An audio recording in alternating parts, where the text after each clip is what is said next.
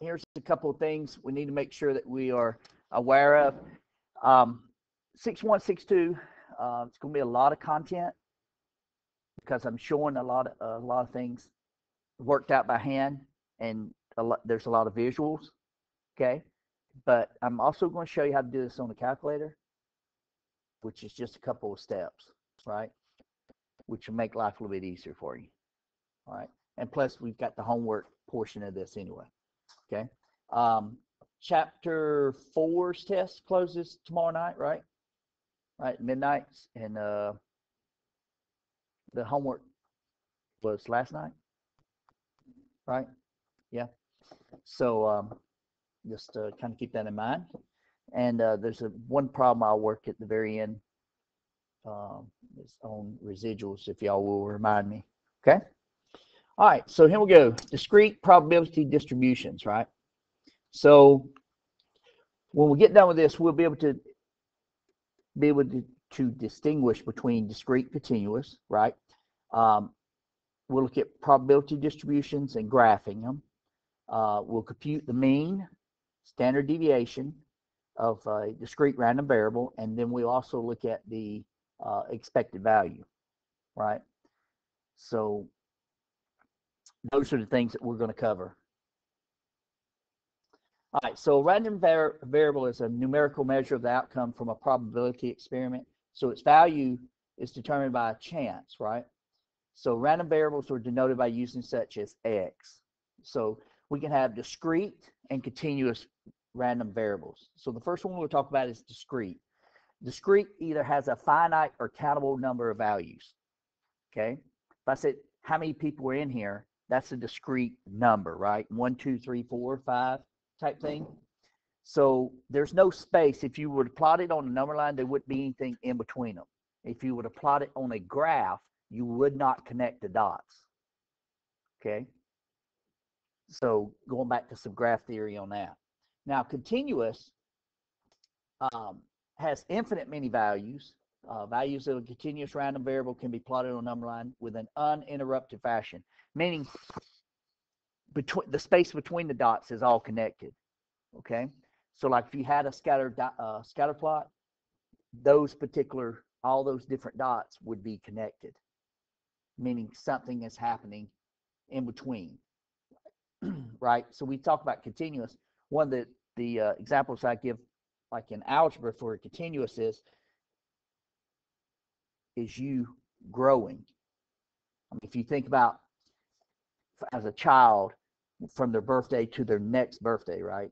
They don't wait till the night before or the night of their next birthday to all of a sudden grow. Their toes are sticking out their socks, and now they got high waters on and things just busting, right? That just it happens over time, right? So that's continuous. So that's what it means. Okay, discrete is counted. Continuous is something's happening in between them. Okay, so let's look down here, and here's some examples. We're going to look at it just so you can kind of have a frame of reference. The number of light bulbs that burn out in a room of 10 light bulbs in the next year. Would that be discrete or continuous?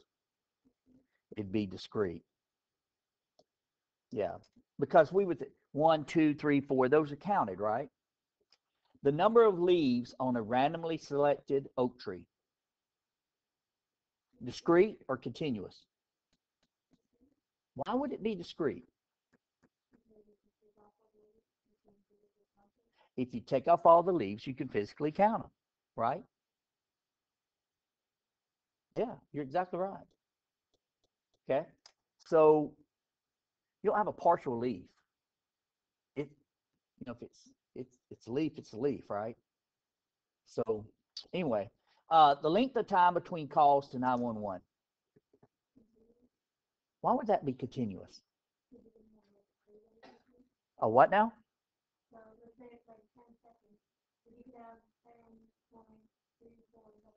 Yeah.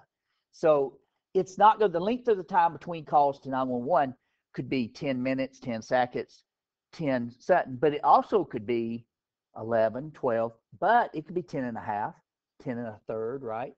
So it's it's not every minute or every second. It falls wherever it is, right? So that's continuous. Fair enough? Everybody good on that? Yes? Excellent. All right, so that's discrete and continuous. So now we're going, since you have an idea of what discrete is, it's countable, right? Nothing's happening in between. We're going to start to look at the probability distribution of a discrete random variable x. It provides the possible values of a random variable and their corresponding probabilities. Okay, a probability distribution can be in the form of a table, a graph, or a mathematical formula. So let's kind of look at the rules for a discrete probability distribution. Let P of x denote the probability that a random variable x equals x. Big X equals small x, right? Then the sum of the probability of x is equal to 1, right? So the sum of any probabilities has to equal 1, right? And the probabilities are between 0 and 1, including, see those equal to's right there? Including 0 and what? 1. We had a question on homework on chapter 5, right? What are possible outcomes of probability, right? 0, 1, and everything had some negatives, had some 1 to the above 1 point something, right? So those wouldn't be.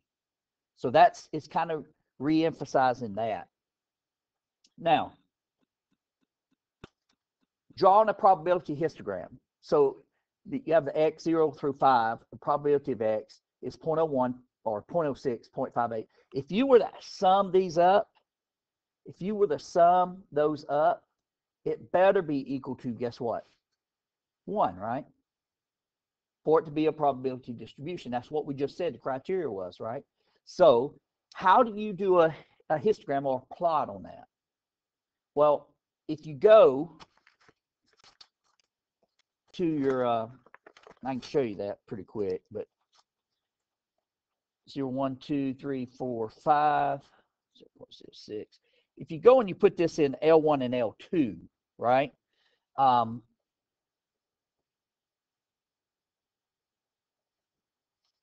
So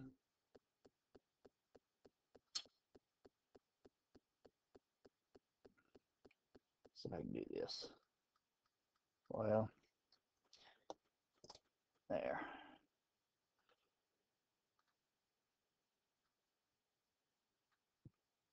So first thing we'll do is second plus 4, right? Which clears all my list. Okay, so when I go to stat, at this point I would just hit edit, right? Just hit enter. Now somebody had asked, if you lose a L1, L2, L3, how do you get it back? At this point, when you hit the stat button, if you look at number 5, if you select number 5, it will bring back whatever you've deleted, okay? The L1s, whatever, whichever ones, okay? So just kind of know that. So it may, when you get into the stat list, it may be not, your cursor may not be setting at L11, right? It may be somewhere else. So move it back over and plug in the correct L list for that, and then 0.06, 0.58, boom, 0.22. I'm going to show you some other cool things that you can do that's going to help you, right? Because when we get doing the homework, it's going to already have done this. It will make a little bit more sense. So I've got that in. I kind of go through my list, make sure everything's good. So I'm going to go up, and let me hit clear right here. All right. So I'm going to go big screen. You can see all my key press history down below, right? So if I go second, y equals, that's going to get me to a stat plot, right? And right now my stat plots are on. Well, that's good. I want to go into the first one. It's on, and right now it's on scatter, but I want to go to the third one, right? Which is a histogram. And then I can hit enter. And the X list comes from L1. The frequency says 1. So we should, I should have done that.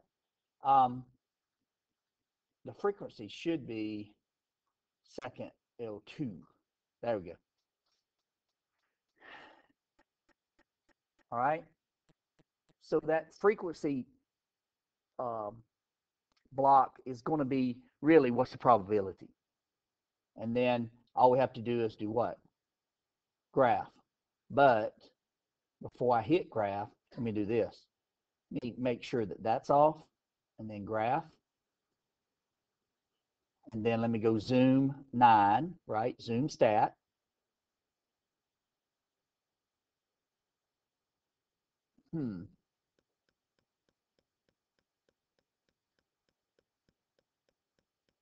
That should have took it.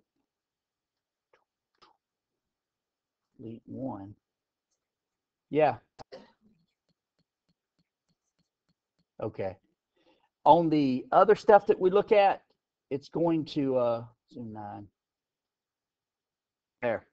Okay. So there's your representative histogram, right? Yeah? No?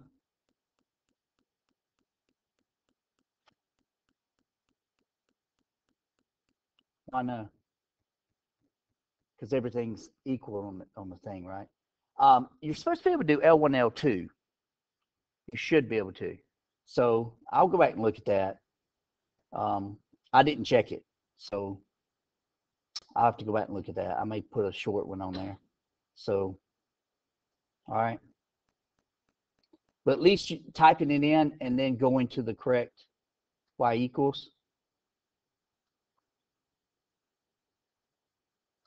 That should be L2. That really should be L2.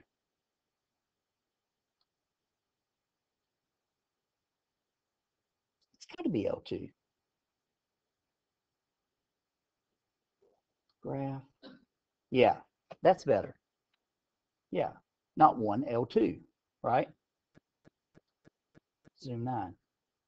So why is it doing? You know what it's doing? It's not showing the rest of them, is it? Now, so let's do this. Why is it not? Why is it not doing that? Why is zoom stat not working? So you zoom 0 maybe? No. Okay. I got to figure out why it won't do that. X 0 to 10, 0 to 5. Oh, well.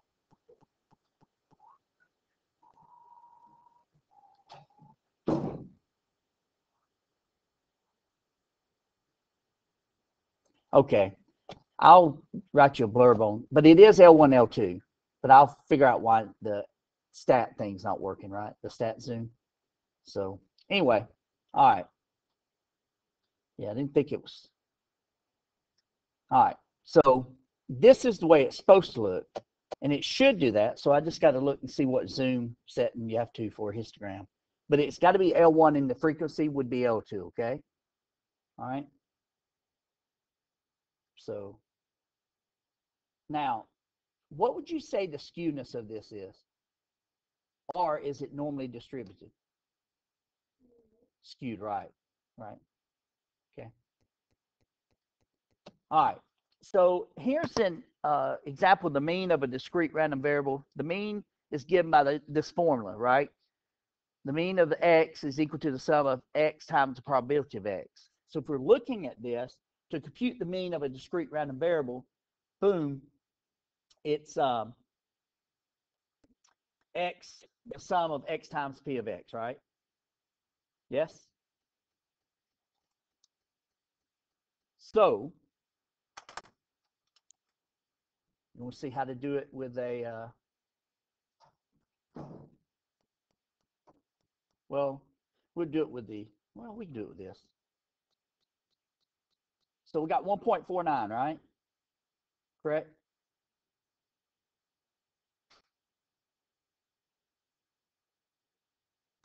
We'll go back. All right, so the interpretation of the mean of a discrete random. Suppose an experiment is repeated n independent times and the value of the random variable x is recorded. As the number of repetitions of the experiment increases, the mean value of n trials, which approaches the mean of x, the mean of the random variable x. In other words, let x sub 1 be the value of the random variable x after the first experiment. Let x sub 2 be the value of the random variable x after the second experiment, and so on. Then x, the mean of x, would be this formula, right? So if you repeat it a high quantity of time, then these two means become basically the same, right? The difference between x bar and the mean of x get closer to 0 as n increases. Okay, so what we should be able to do is this calculation right here gives us the mean of x, right? Y'all agree? And this table is currently in my L1 and L2. And when we looked at mean of x, we put them in the table and we done a one variable statistic, did we not? Correct? Yes, we did. So here we go. So we should be able to do this, right? Let me clear all this. Clear. So if I go stat, calc, one variable statistic, L1, I'll put this in L2, right? And then I'll calculate, right? Look at X bar. What did it come out to be? 1.49, right? So the mean in a one variable statistic will equal the mean of the random, the mu of X, right? The random discrete variable. Now, while we're also talking about this, there's population standard deviation, right? Notice that there's nothing on the sample, right? We're going to use this 0.9327. That's going to be another question that they ask you, because they're going to ask for the mean and they will ask you for the standard deviation, right? So that's what you're going to give, and that's how you're going to give it. Does that make sense? So we type our stuff in on L1 and L2. We go to a one variable statistic analysis. L1 frequency will be L2, right? And then we'll calculate it, and there we go. This calculation mimics 100% this calculation by hand. Fair enough? So what I wanted to do is one, let you see where the calculation comes from, right? I didn't want to just say, here, let's just do it on a calculator. We do it on a calculator, right? But I also want you to know the math behind it, how everything comes, right? Good. All right, any questions? Y'all good? So the reason that you can use this is the mean of x and the mu of x, basically the mean of the random variable gets closer to 0, the difference between them. So basically, as the number of trials go up, they become the same number. So that's why we're able to do that. Now, because of that, the mean of the random variable represents what we would expect to happen in a long run, right? When we do samples, we get, if we don't sample large enough, then we can get skewed data, right? And I say skewed, data that's bogus or we couldn't draw conclusions from, right? So if you do a trial several, I wouldn't say infinite amount of times, but several thousands of times, then you would really expect it to come out to be a true, right? Like when we flip the coins for heads and tails, right? In chapter 5, there was an experiment 100 times, right? It was like 70 something on heads and like 30 or 20 something in tails. The experiment that gave a lopsided probability, right? But if we were to increase that was only 100 times. If we were to increase that number of sampling, we would get closer to our theoretical, which would be 1/2, right? Does that make sense? So that's what it's saying. But because of that, we can look at this and we can calculate what's called the expected value. Basically, if you continue doing this, you ought to get this out of it. Okay? Now, where does expected value come in? Anytime you play a chance game. Okay? Carnivals, fairs, Six Flags, anything that you're putting money, lottery, you're putting money in to either win or lose, right? So you need to understand, what is my expected value? What am I expected to gain from this, right? Either I'm going to make money or I'm going to lose money. So this example of computing expected value of a discrete random variable, we're going to look at a term life insurance policy. Now, the beneficiary, that it will pay the beneficiary a certain sum of money upon the death of the policyholder, right? These policies have premiums that must be paid annually. Suppose a life insurance company sells a $250,000 one-year term insurance policy to a 49-year-old female for $530. So the policy is only good for 1 year, right? $250,000, 49-year-old female for $530. Boom. According to the National Vital Statistics, the probability that a female will survive the year is 0.99791, right? Pretty high probability that females will live longer than 49, correct? So compute the expected value of this policy to the insurance company. So X, let's let me turn this back on. And if we look at this, yeah, all right.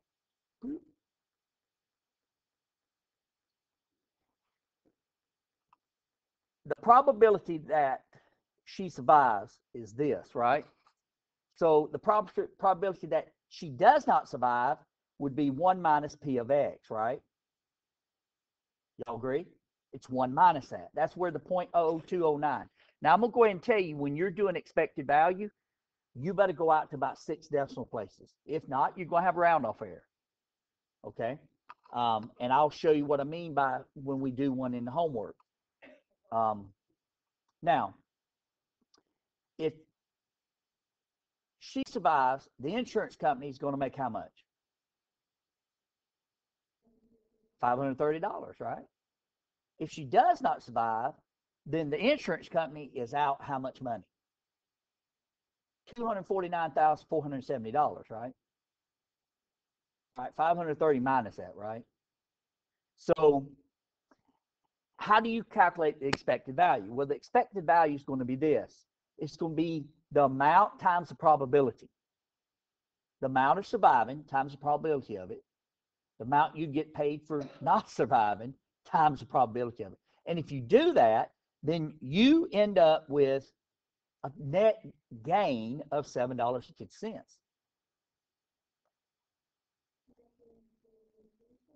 Yep. So is the insurance company going to lose any money? Statistically, the probability of it, nah. They're looking at getting $7.50, right? Their expected value. So overall, right? Okay. Any questions on this one? So it's the probability times the amount plus the probability times that amount. Add it together, and that'll give you some sum. Okay. Yeah. Yeah. Yeah. I mean, the 530 covers the policy, right? But they would net gain another what? $7.50. So on the bottom line, so is it wise for the insurance company to write this policy? Yeah. I mean, they're not going to make a lot of money, right? And of course, they'd probably look at pre-existing conditions, right? I mean, that's a $250,000 for one. I mean, yeah, they'd have to be clear, right? They're not going to give you a 1 year term for that. All right, so good. Here's the standard deviation calculation. It's the sum of x minus the mean of x squared times the probability of x, which comes out to this. I don't expect you to calculate the standard deviation by hand. I do, however, expect you to calculate it on the who? The calculator, right? And for the previous problem that we just went through, it would be 0.9327, right? Well, how about that? Questions? So you can get the mean and the standard deviation just by analysis, doing the analysis on that, right? And I'll do a short clip of why the stat plots wasn't showing on that. That should have taken for the histogram. That should have worked. So I'm not sure why. Okay, I would let you know. I just assumed it worked just like the rest of it. You know what happens when assuming, right? Yeah, you get really happy, right? Okay, all right, so let's see where we go here. It says all of this, right? Example, compute the variance and standard deviation of a discrete sample. So what I want you to do is, I want you, oh, this is the problem, right? We found that the mean, oh, we've already done it. We've already done it, right? We found that the mean was 1.49 and the standard deviation, right, of x was what? What was it? Yeah, 0.9327, right? Right.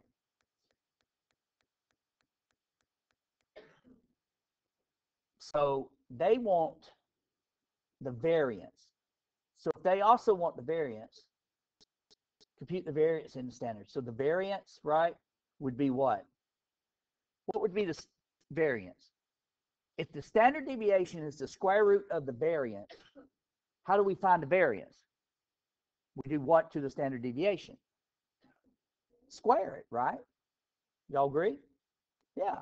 So basically we put 0.9327 squared, right? So let me do it on my handy dandy calculator. Uh-oh, not times. Do what now? Is it? Somebody's already done it? Jeez. Yeah. There you go. So that's what they're wanting you to do, right? Fair enough? So just take standard deviation and square it to find the variance. Any questions on that? Excellent. And if you look at the, oh, look right there. There it is, square root, that's the standard deviation, right? So right here is the variance, right? But I wouldn't expect you to do it by hand like this, right? I mean, can you imagine computing all of that by hand? You'd make so many mistakes, it wouldn't be funny, right? So do it on the calculator. Make sure you type in the correct values for L1, L2, and you'll be all right. All right. So, now let's look at the homework problems, because this is really what you want to look at anyway, right? We've done the lesson, so we've learned how to compute the mean of a discrete random sample, right? Random variable, not sample, random variable. The mean, the standard deviation, and the variance, right? And we know how to do the histogram, but I just got to figure out why it didn't work when the stat plot. So I'll send out a blurb about that. That should have worked. That's bothering me now. All right, so here we go.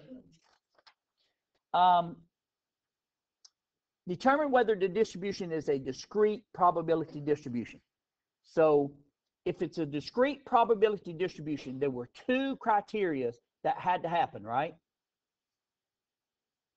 It had to add up or sum up to what? 1. And 2, it had to, all the probabilities had to be between 0 and what? So if you were to sum this, right, this whole thing up, what would be your sum? 1. And you have to check that, right? You do. So C is the answer, because the sum of the probabilities is equal to 1, and each probability is between what? 0 and 1. Fair enough? All right. Any questions on that one? Let's look at this one. The following data represent the games played in each series of an annual tournament from 1933 to 2007. Complete part A through D.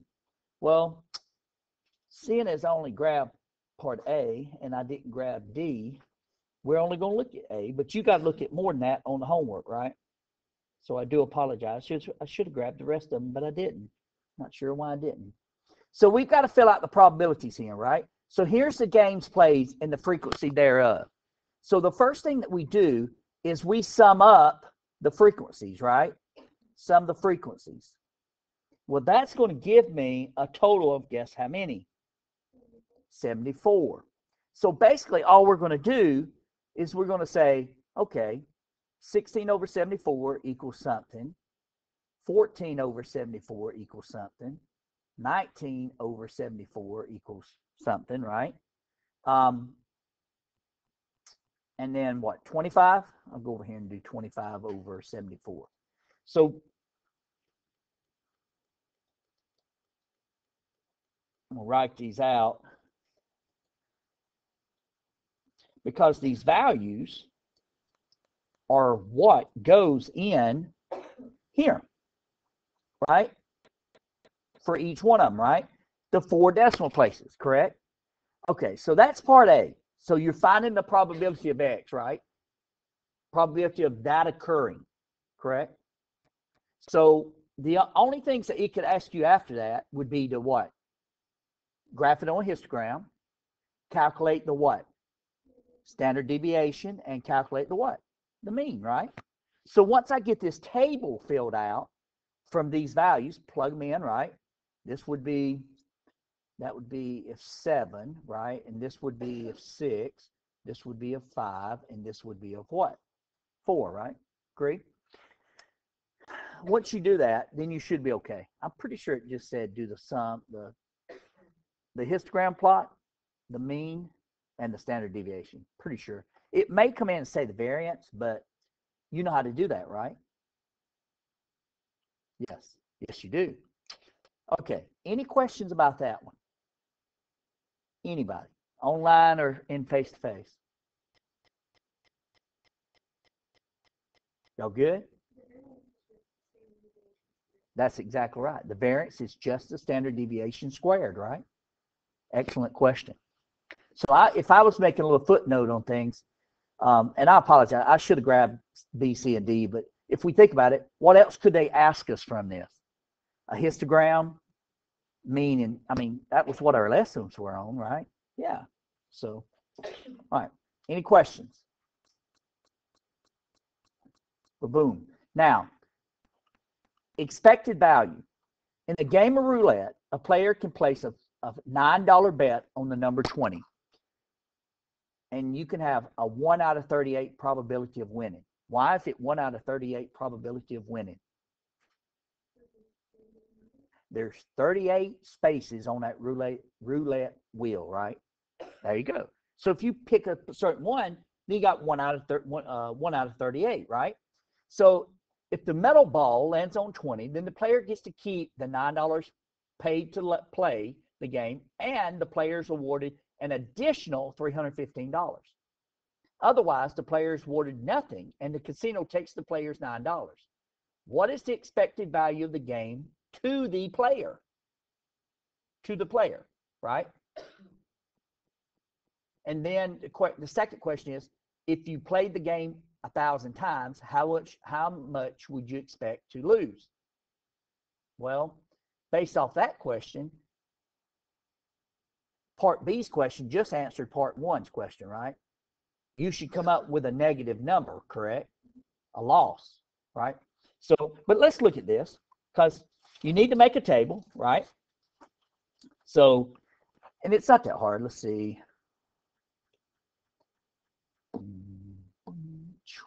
Okay, so if we cuss.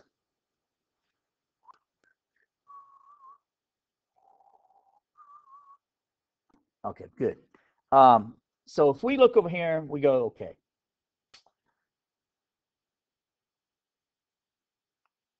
If we win and if we lose, right? That's loose, not lose. Sorry, I can spell right. So if we lose, right, then we're out $9. But if we win, we win how much? $315, right?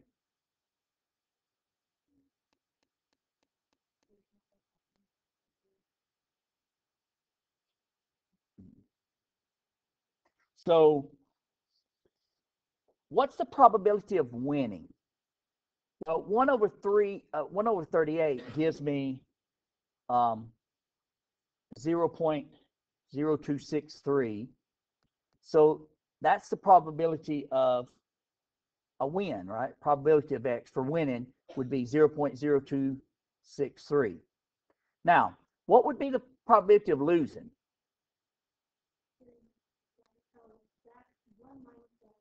Be 1 minus that, which is what?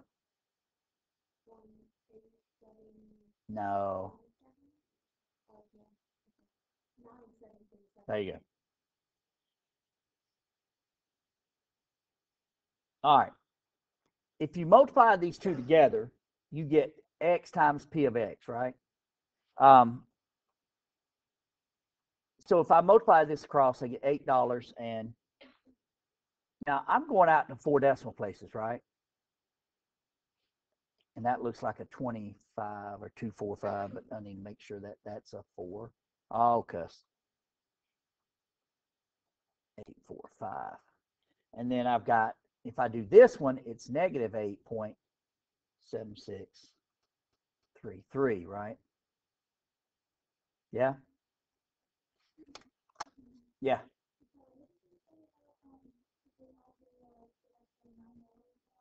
I'm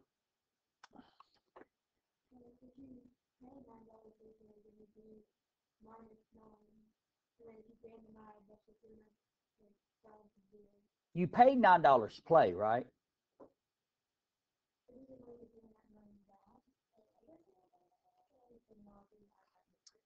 Well, the player gets to keep. What's it say? The player does get this keep the $9 paid to play and is awarded an additional. So, yeah. Let me see something real quick. Let me do something real quick. Just all right. So the question was, do we add the 315 and the $9 you originally paid? No. You pay $9, but if you win, you get that $9 back. The net gain is 0, right? Plus the 300. So when you walk out, if you only played that one game and won, how much money did you leave with? An additional how much? $315, right? But if you lose, you're walking out with how much less? $9 less, right? So if you do this and you subtract them, you get negative 0.48, right? So you negative 0.48. You're basically, if you play this game, you're going to lose. You're guaranteed if you play it, your expected gain or expected value from playing this is going to be 48 cents in the hole. If you kept playing, you may win, right? But if you kept playing and kept playing, what would be it? So now, but if you played it 100 times, or not 100, 1,000 times, well, how much would you expect to lose? It's $480, right? Now, here's the thing. I only went to 4 decimal places on this. You need to go to about 6 because it counted mine negative 48 cents wrong because they wanted 47 cents. So it had to do with rounding. Okay? So just know that. So on this problem, you could do all the calculations right and it still counted what? Wrong. Correct? Go out to 6 decimal places and that should take care of it. How do I change it to 6? Go to mode, go down to float, go over to 6, hit enter, right? Now, so you should be able to fix that on homework. But if you have this on the test, on chapter test number, is it 4? Be test 4 or 5 and for chapters 5 and 6, right? Yeah. When you take this test and you have this problem, if you come out a penny or so wrong and it counts it wrong, then you need to let me know. Now, with that being said, let me do this. Sweet. 6-2. All right, so what are we supposed to get out of this? we've got to be able to determine whether a probability experiment is a binomial experiment or not. What does binomial mean? Or what does bi mean? Two. Big clue there. Two. We're going to compute probabilities of binomial experiments, which is awesome. Awesome. We're going to show you how to do that on the calculators. But I'll also show you how to do it by hand. Then we're going to compute the mean and the standard deviation of the binomial random variable, right? And then we're going to graph a binomial probability distribution. Well, we graph it, and we hit the right ones in the histograms, L1, L2, but for some odd reason, the Zoom stat's not working. And I don't know why it's not working. So I'll figure that out and let you know. Okay, so criteria for a binomial probability experiment. You need to make sure you're like, there's 4 things, right? The experiment is performed a fixed number of times. Each repetition of the experiment is called a trial. Okay? Trials are independent. That means the outcome of one trial will not affect the outcome of the others. For each trial, there are two mutually exclusive. That means one does not affect the other. Outcomes, success or failure, right? There's your 2 outcomes, success or failure. Now, the probability of success is fixed for each trial of the experiment. So those are the 4 criteria. So if it says, does this meet a binomial probability experiment? Then you go back and you look and say, it's got to meet those 4 things, right? If it does, you go check, we've got one, right?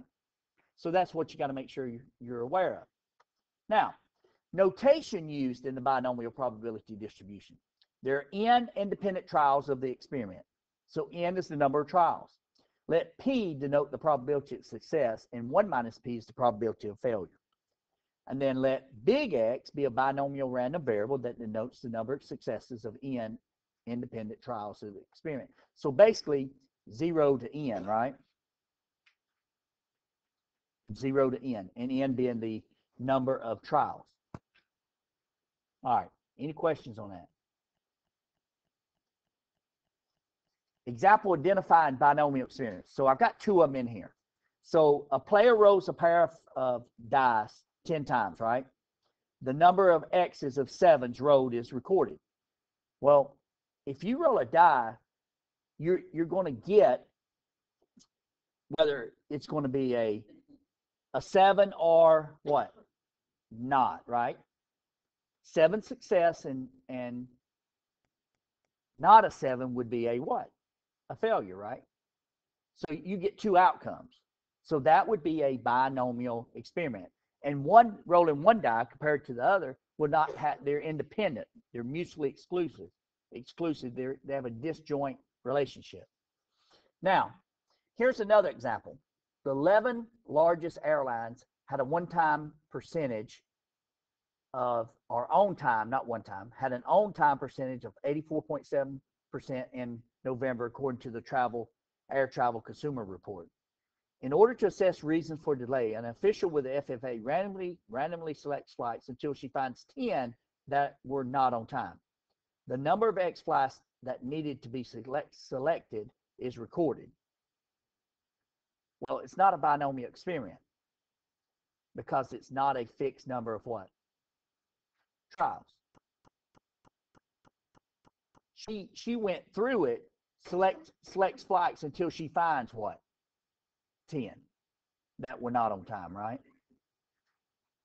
For it to be a binomial experiment, she should have looked at all of them, not all of them, a fixed number, and looked at it success and failure on that, right?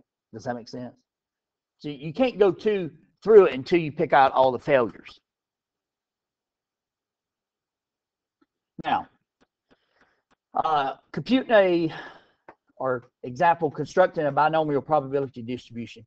Let's say that we're still looking at this air travel consumer report, and the 11 largest air carriers had an on-time percentage of 79%, right? In May of 2008. Suppose that 4 flights, 4, are randomly selected from May of 2008, and the number of on-time flights X is recorded. Okay, construct a probability distribution for the random variable X using a tree diagram, right? So we're gonna do this. Suppose that 4 flights are randomly selected from this May 2008, right? And the number of on-time flights, X, is recorded. So we can do a tree diagram, and this is what the tree diagram looks like. You either have a success or you have a what? Failure. And then off of each one of those, if you think about tree diagrams, the red and green should make sense, right? And then the purple looks like a purple lavender. That is your legend of everything. SSS is success, success, success, and success, right? So, and the number of, if you look out there, it says 4, 3, 3, 2, right? I think that says 2, yeah. 3, 2, 2, 1, 3, 2, 2, 1, 2, 1, 1, 0, right? Yeah. Basically, it's counting how many successes are in there. The S. You don't count the F's, right? So all the tree diagram. So he's basically taking the string out, right? What is it? Failure, success, whatever it is, then you do it in order from where you started. So let's kind of look at this. Compute the probability of X 0, right? Meaning 0 successes. Okay. So let's kind of go back for a little bit. Let's look at this because I need for you to do something real quick, which is pretty cool. We're going to jump the gun a little bit. I'm going to show you something. We're going to do this about 4 times. Okay. All right. So let me turn my writing pad back on. So our N would be how many? 4, right? We're picking 4 flights randomly, right? From the May 2008. My percentage or my probability of a success, my probability of a success is 0.79, right? Y'all agree? And for a failure would be 1 minus 0.79, which is what? 0.21, correct? So I wanted to show you where that came from. If you were to do it by hand, a failure's probability is 21%, right? So they use that. That's a failure, failure, failure, and failure, and came out with what? 0.00194, right? Y'all agree? So that's how those numbers come about. All right. Now, so let me show you something. This is pretty cool. Well, let me show you this. They do it for probability equals 1, right? So I got 1, 2, 3, 4 of those, right? So you see 1, 2, 3, and 4. Here's 1, 2, 3, and 4, right? And they have that. All the 0.2 ones represent what? Failure, failure, success, right? And basically where the success is common. It'd be one of them in there, right? Either in position 1, 2, 3, or 4, right? So when you do that, you get 0.02926. So are y'all understanding what this is? This would be a success. This would be a failure, failure, and failure, right? Plus, now let's look at this one's, right? Plus, now let's look at this one. Plus, let's look at this one. So that's where all these numbers are coming from, right? Y'all okay with that? And they're added together and give you all that. They not only do that for 0, they do that for 1, 2, 3, and guess what? 4, right? Yes? Okay, so, and here's all the data, right? Here's what you calculated, correct? So what we're doing is a binomial probability distribution. That's what we're doing. Because it's 2 outcomes, either success or what? Failure, right? So the probability of none of them being on time would be what? That's a percent. Well, it's a decimal. Change it to a percent, so you move it twice. So that would be what? 0.194%, right? Does that make sense? Like there's 0.194% that there'll be none that show up on time. 1 to be late, 2 to be laid, or 3, so for 4, right? It gives the probability of each one, right? As a decimal, and if you multiply it by 100, you get a percent. So how do you do this in the calculator? Well, let me show you. And we're going to verify these numbers, which is going to help you. Let's go back to the original problem. The original problem is this. We have 4 trials, right? Our probability for success, this is for success, right, is 0.79. Note that it was 79%, 0.79, right? Correct? So let me show you how to do this on the calculator. We're going to go, let me write this down so I won't have to refer back to it. N equals 4, P equals 0.79, and then we're going to do 0, 1, 2, 3, and 4 real quick. All right, so you can follow along if you want to, and I'll show you. So I'm going to hit clear. All right, so what we're going to do, here's the keystroke. We're going to hit second vars, because right up above the word vars on the vars tab is DISTR, right? Distribution. So what we do is it's bringing up all my distributions, but we need to scroll down to a what? Got it? It's off the list. Mine comes out to be A, right? Okay, so we're going to look at, in this particular section, we're going to look at using a binomial probability distribution, right, function, and then B would be a binomial cumulative distribution function, okay? And the cumulative will take into account criteria such as greater than or less than, okay? So it's to come out with different things. So if we want exactly 0, right, we want to know what it's going to be for 0, then we're going to do a binomial probability distribution function, A, right? So if I hit it, the number of trials are what? 4. The probability for success is 0.79. And what is our X? What is our X value? So we're going to check all of these, right? We're going to 0, 1, 2, 3, 4, right? So we're going to check, because this particular one is if it's equal to that X value, right? So if it's equal to 0, right? Then we're going to come down, we're going to hit paste. And what that does is, if you don't have that fancy little menu, then when you hit that button, you're going to get a parentheses.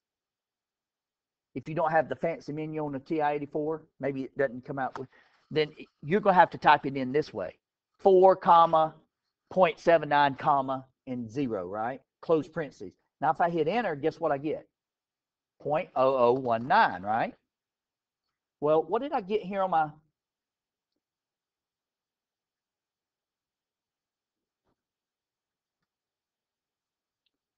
Come on, don't... Come on. That's not good. That's really not good.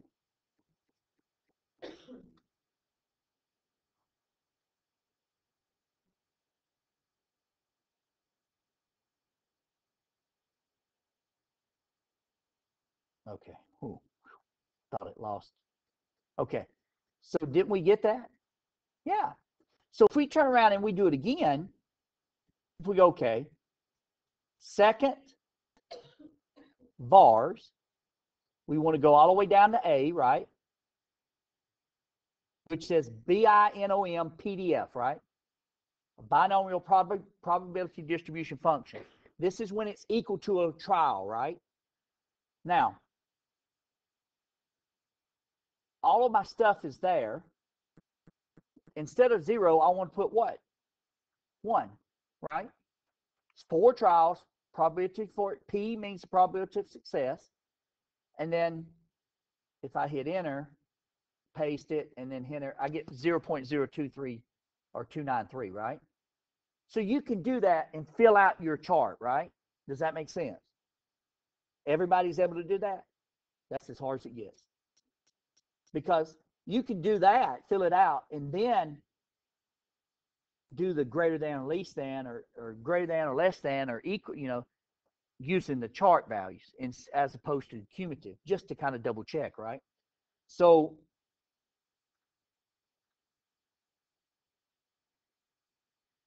the binomial PDF is for the exact value, right? The exact value of x, right? So we did 0 and 1, right? We could have done 2, 3, and what? 4, right? You have to do 0 because you need to know what the probability of a failure would be, right? So, but it should verify. Did we not verify that? No, it didn't, right? So, and then 4.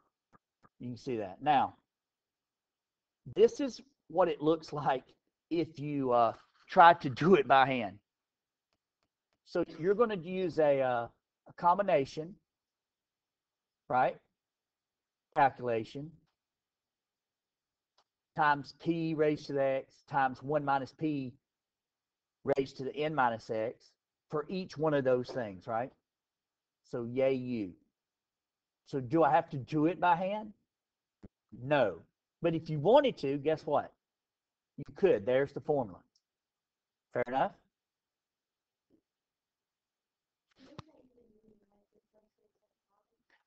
Combinations, the number of trials, and then the selection out of those.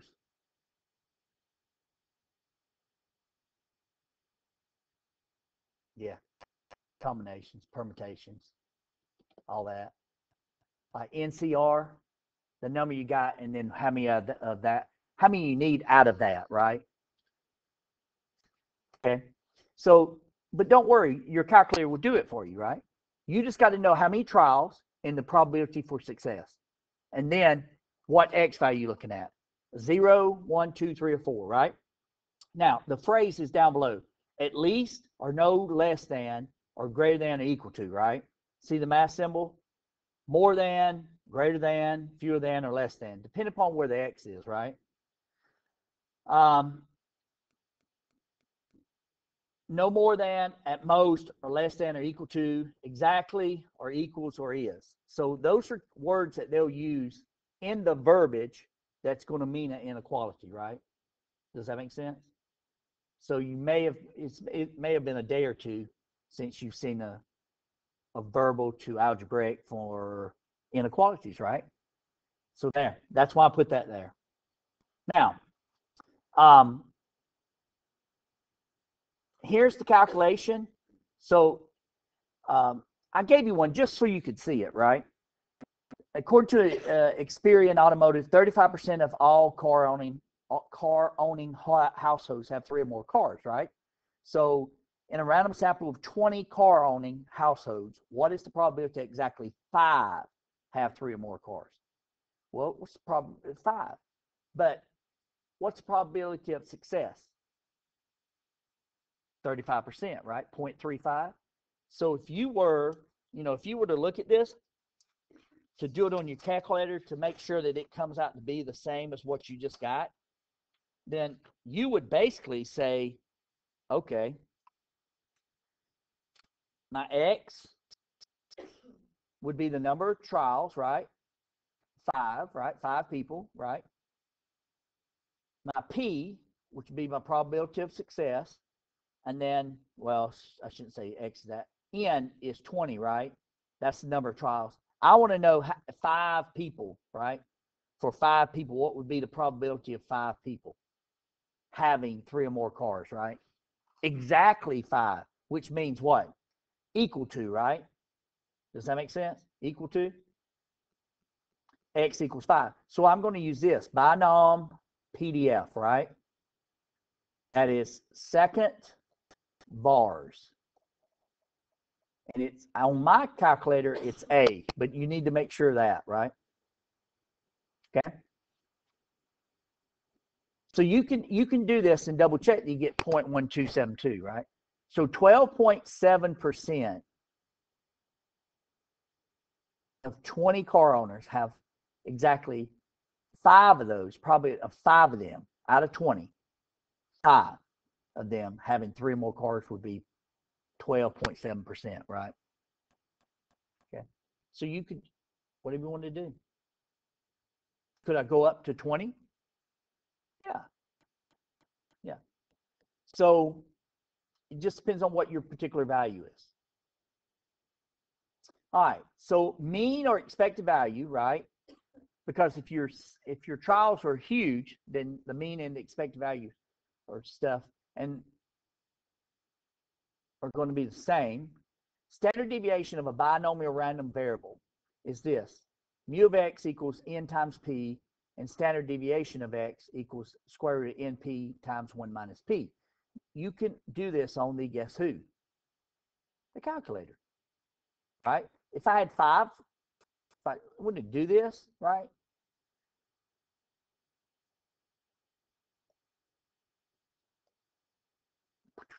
Right, all that in. You type your table ins, right? All this, and then you put it in and you find it, right? I have to have what? This has to go down to who? 20, right? Oh, random sample 400, right? On that one. But on the previous one, it went to where? 20? So you'd have to have it for that, right? So you can create a table and then go and calculate it. But this is the quick way to calculate that. And you can see based off these numbers. So sometimes does it make sense to do a quick calculation? Yeah. So I provide you an example on how to do that. All right, so we'll look at this, graphing binomial probability distributions. Okay, and we're going to keep n constant. N is going to be 8. And what we're going to pay attention is probability of 0.15, probability of a half, and probability of 0.85. And we're going to see what the histogram looks like, right? So if the probability is 0.15, right, then what does your data appear to be? Skewed right. But as the p-value gets closer to 0.5, what does it appear to be? More symmetrical, like a bell shape, right? Correct? Boom. Now, as we get higher, 0.85, guess what? Now it's skewed which way? To the left, right? So does that give you a little bit? Probability, the P is the probability of what? Success, right? Right? P is the probability of success. So as the probability of success goes up, then that also dictates what our histogram is going to look like. All right? So you can kind of know that. Now, here's the really cool thing. Right now, we only have an n of 8, right? If you were to take this n of 8 and increase it, then this skewed right will start to do, guess what? It'll start to appear normal, right? It will. The larger the sample size on it, things, but it would be over here. It'd be still back in this little area, right? So just kind of be aware of that. For fixed p, as the number of trials n in a binomial experiment increases, the probability distribution of the random variable x becomes bell-shaped. So what that means is this. This would become bell-shaped right here, down here, okay? It wouldn't be in the middle of it, right? It would still be over here on the left-hand side, but it would start to become, if the number goes up, the number of trials increases significantly, then it will appear to be a bell shape. On this one, a probability of success of half, it's going to be a normal distributed. And that right there, all it would do is it'll just become tighter, right? Does that make sense? As the number of trials. And then this one, as the number of trials go, there you go. Right? And there's your mean. Well, that's a whack mean, isn't it? There. Does that make sense now? So yeah, it'll still be setting to the right side of your histogram, right? Of the graph. It's not going to move it towards the middle or anything. It just become a little bit more bell-shaped. Okay? That's what that statement said. Now, as a rule of thumb, if n times p times 1 minus p is greater than 10, the probability distribution will be approximately bell-shaped. So you can do a calculation. You got the n and the p. N's the number of trials. P is the number of what? Success, right? Times 1 minus p. If that's greater than or equal to 10, then you should know that, guess what? It's going to look bell-shaped. Now, it may be on left, middle, or right, depending on, right? Depending upon what your probability of success is. Use the experimental rule to identify unusual observations in a binomial experiment. Man. Bell-shaped distribution, about 95% of all observations lie within 2 standard deviations of the mean. Use the empirical rule to identify unusual observations in a binomial experiment. So, for the empirical rule states that 95% of observations lie within 2. So we're going to use 2 standard deviations to measure whether anything lies outside the interval. Maybe if any observation lies outside of that 2 standard deviations, then we can say that it is what? Considered unusual, right? Because observations happen less than 5% of the time. Now, what the heck does that mean? We've got this one. This was the car, right? If we look at this, we've got the mean and we got the standard deviation. So 2 below is 120.9, right? 2 above the mean, 2 standard deviations, 159.1. 162 is greater than what? 2 standard deviations, right? So where did they found that 162 had 3 or more cars, right? That's less than 5% of the time. That's an unusual outcome, right? So that's how you tell that. Now, let's go look at some homework. The first thing that it says is, here's the number of trials, here's the probability of success, and we want to know exactly 10, right? What's the probability that it'll be 10, right?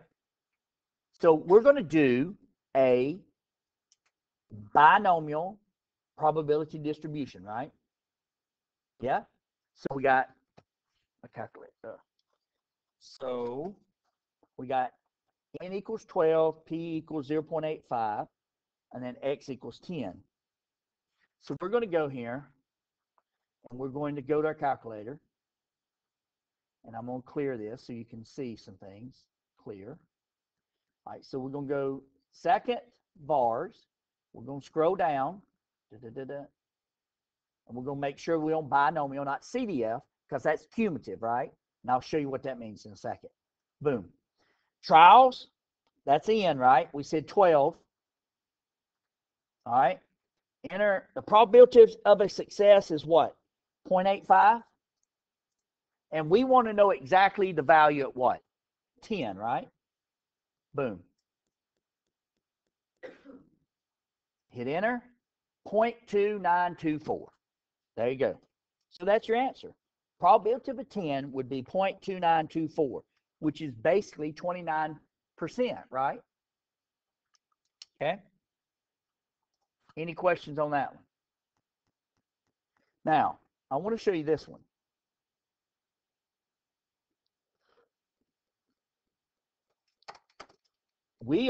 This is a binomial probability experiment conducted.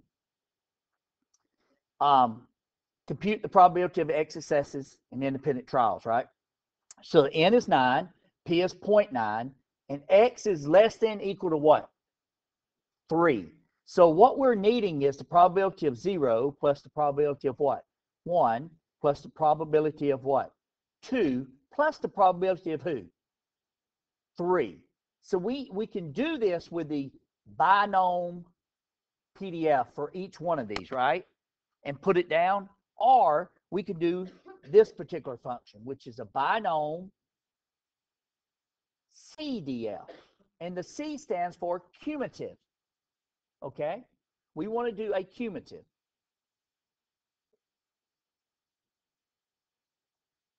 Yeah, 1L, 2M's, yeah. Cumulative, right? So that's the binomial C. That's what the C means. So you're going to do 0 up to what? 3, including 3. Why? Less than equal to, right? So let's look at this. You're going to love it. Now, we're going to go, let me clear this. Clear. All cuss. On ink. Clear ink. All right. So let me clear this. Boom. All right. So we're going to go second vars. We're going to come down here. I know we're running out of time. All right. We're going to go to Binomial CDF. Enter. Look at this. Nothing appears to be different, right? How many trials? 9, right? 9 trials. The probability of success is what? 0.9. The X value. We want everything from 0 up to what? 3. So we put 3. That's our stopping point, right? That cumulative PDF is going to calculate 0 up to, guess what? Whatever that is, right? So that's going to be important because it may say more than, right? More than 3. What's the probability of more than 3? Well, if I calculate up to 3, if I go 1 minus that, the complement, right? Wouldn't it give me above 3? Yeah. Yeah. So you can use this to find what you need and use the complement of it to get what you've got, right? If I want greater than 3, then I would go 0 to 3, and then this 1 minus that answer, right? Y'all with me on that? Yes? Okay. So, boom, enter. All right. That's 6.4243 e to the negative 5, right? So basically it says 5 jumps backwards to put it back from scientific into standard notation, right? So that really is 0.00000 4 zeros 642434, right? That would be from 0 to 3. If I were to add all them up, that's what it would be. Okay? Any questions?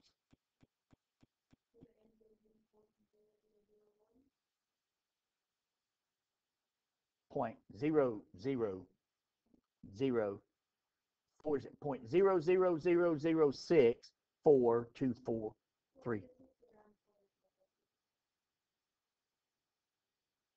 Yes. So if it said round to 4, your 5th digit is a 6, so it would be 0.0001. You're correct.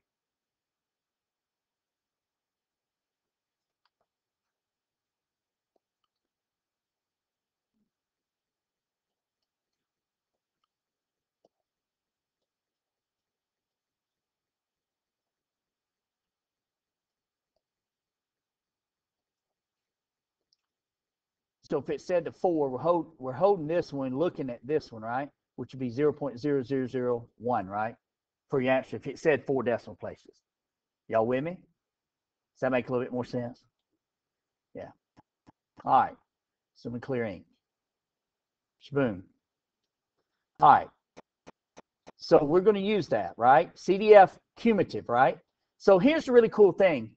There's 2 videos right now that are up on chapter 6 that go through examples, really, really good examples of the probability distribution and the cumulative. So they're doing equals, which is the probability, the PDF, and then they'll work problems doing a CDF, cumulative, and show you how to do up to it and then doing the complement of it.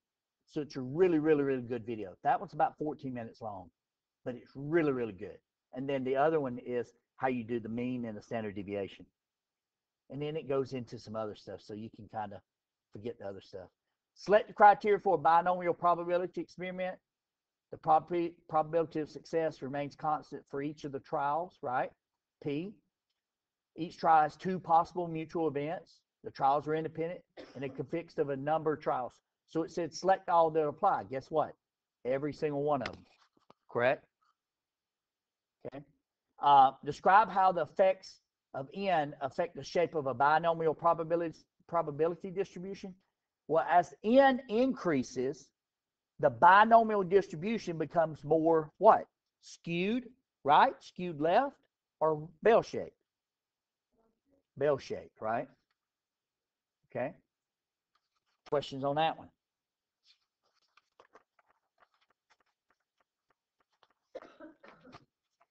All right. Now, let's look at this one.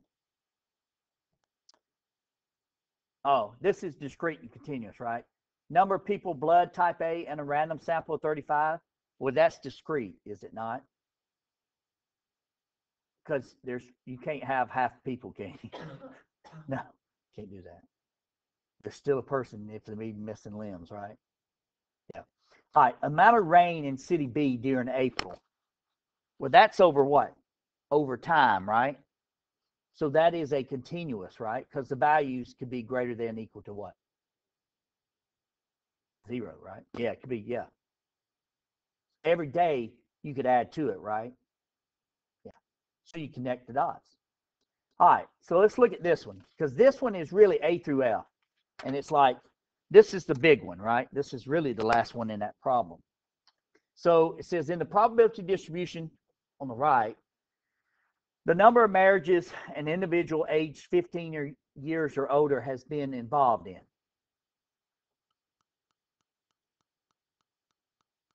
X represents the number of marriages. Okay, so 0, the probability is 0.267. 1, half, right? 0.5, a little bit more than half, right? 2, 11%. 3, 3%. 4, not even a half of a percent, right? And then 5 would be like, I don't know, a tenth of a percent, right? 5 marriages, right? A tenth of a percent of people, right? So verify that this is a discrete probability distribution. So the first thing you need to do is sum all of these, right? When you sum all of them, guess what it equals? 1. So guess what? It sums to 1, and it either married or what? Not married, right? Yeah, right. So, so that's so discrete probability distribution of all of the probabilities are between 0 and 1, and the sum of the probability is 1, right? So that's what those little drop down things were going to be. Fair enough. Then it also says, hey, look at the distribution from a standpoint of a histogram, right? And the one that it is happens to be B. Now, how did I know? Well, I went to 1 and looked for something that was 0.5. That's how I did it. You could put these in the calculator and then do a histogram, right? And kind of see which one looks like it. I'll put a short video on how to do that. I'll put that up there so that you really get to see it, right? All right. So it'll plot this. If you put all of this in L1 and L2, right? L1, this in L2, right? Boom, you'll get this. Now, it's one mode, meaning it's only one hump, right? That's what mode means. And it's skewed to the what? Right. That's right. Okay. Now, compute and interpret the mean. Well, if you were to take and put a one variable stat and you put let's say x equals L1 and a frequency would be what? L2, right? Make sure the frequency says L2. You put that table on the previous page right here in L1 and L2 and do a one variable stat, guess what? It gives you the mean, and it also gives you, look what D says, standard deviation, right? Y'all see that? And standard deviation is only to one variable.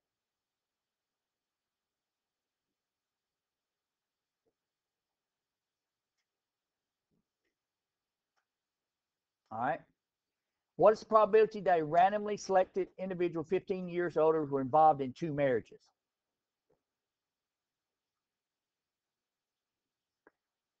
That means x equals 2, right? So if I go over here to x equals 2, what does that give me? 11.8%, right? Yeah, straight from the table, right? So that's where this came from, was from the table over on the other side. Now, what is the probability that a randomly selected 15 years or older was involved in at least 2? Then you have to do what? The probability of 0. No, at least 2, sorry. That means greater, right? 2 and up, right? Probability of 2 plus probability of what? 3 plus probability of what? 4 plus probability of what? 5. They done 5 trials, did they not? Right? And they do 5? Yeah. So if you take those table values, right? These table values right here. Let me erase this. If you take these, let me go here and make it a little bit better. 2, 3, 4, 5. If you add them up, guess what you're going to get? 0.154, which is 15.4%. Fair enough? That's it. That's it.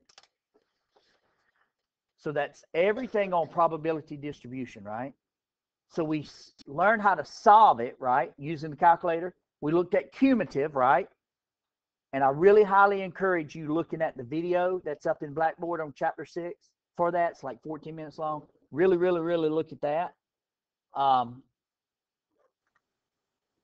So this is going to show you the last little bit for residuals, okay? So I've got it in L1, L2, right?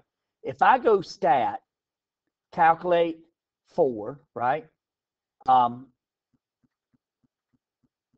want to take this, make sure this is off, clear, right? I want to hit calculate, boom. So it gave me my regression, right? Gave me my correlation, coefficient, all that stuff. Yes. Now, I want to show you something. Second stat, on mine, it says RESID. That's where your residuals are. That means that's every error off of that best fit line, right? So what I want you to do is I want you to hit stat, hit enter, go over, highlight L3, highlight L3. When you highlight L3, you want to hit this. Second stat, you want to go down and grab the residual, right? And hit enter. And what that's going to do is this. It's going to, when you hit enter again, it's going to put all your residuals in there. Okay? Now, that's great. So you could take every one of those, square them, and add them together. Well, you don't even have to do that. Because if I go up to L4, if I go, I want L4 to be equal to second 3, which is L3, which is my list of residuals, and then hit the little squared button.